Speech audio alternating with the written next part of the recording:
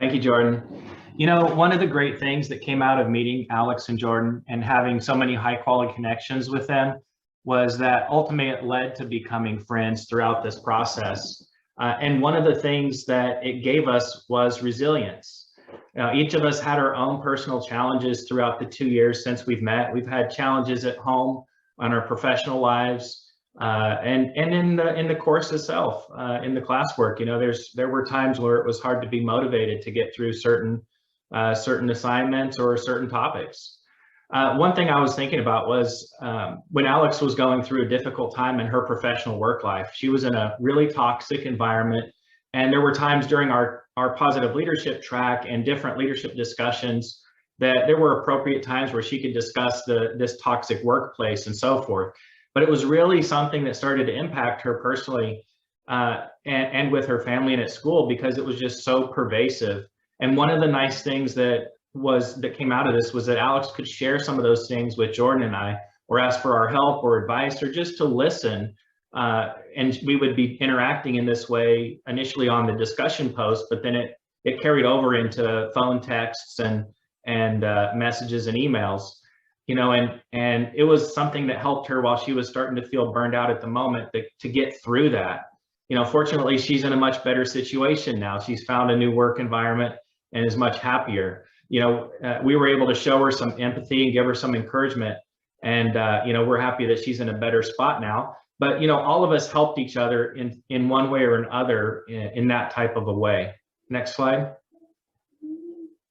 So what is resilience? Well, according to the American Psychological Association, resilience is the process of adapting well in the face of adversity, trauma, tragedy, threats, or significant sources of stress, such as family and relationship problems, serious health problems, or workplace and financial stressors. I like to think about resilience as a bank account. You need to have regular deposits if you expect to have any when you need it.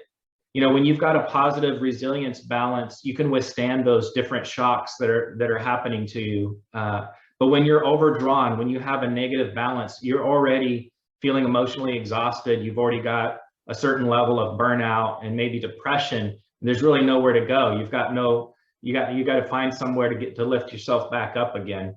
So it's really important, since resilience is something that can be depleted, it's really important to constantly refill. And having high quality connections is one way to keep that tank full all the time. Next slide.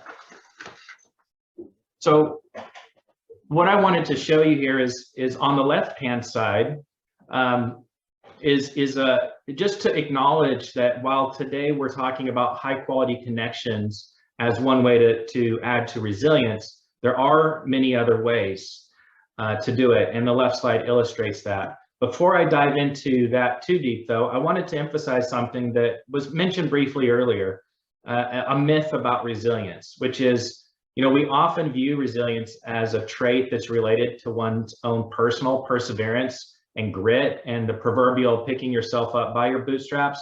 However, research shows that resilience is not purely an individual characteristic, but it's heavily influenced by the quality of our social interactions. This concept was also well illustrated during Alex's discussion, where she spoke about ways to foster high quality connections that spur positive emotions and begin that upward spiral based on the broaden and build theory. So on this slide, the left is, again, just to acknowledge that there's things that you can do physically, like exercise and sleep, that build resilience. You can do mindfulness meditation. In this new year, it's great to maybe have a resolution to put some type of a self-care resilience plan of something that you like to do to help you with resilience. But you'll also see one of the big circles, the red one on the left, is social connections, which is directly related to the high quality connections. And so when you kind of zoom that out, you'd see the graphic here on the right, which is all of the ways that relational resources can help you build resilience. I think one of the really cool things about this is it's not a one size fit all. You can get resilience from all kinds of different personalities. So when you're thinking about your network energy map, or you're thinking about the people in your social network, you know, you might have people that are particularly empathetic. that can help you, help empathize with you when you need to talk through something that's challenging. You might have someone like Alex who's full of humor, and so they might be the ones to help you break that stress with a comedic gif or funny joke or something like that to give you the relief that you need. Or someone that helps you look at things from a different perspective and find the silver lining, or look at things from one way or another. And so when you're thinking about those people that feel good, the next layer could be, well, why do they make me feel good? Maybe make a mental note of that, so you're more intentional about reaching out to your network depending on what your personal needs are at the time. And also think about it from what you give to people. I'm not the funny one in the Posit Trio, but I feel like I help with the perspective side. So I definitely, typically what comes out of my mouth when I'm hearing something and I feel like there's a request for advice or guidance, for me, what occurs most of the time is, well, think of the positive side, or think of it from this perspective, or have you gone about it, maybe tried these 2 different ways? That's just how my mind works. And so that's how I try to contribute to the resilience of others.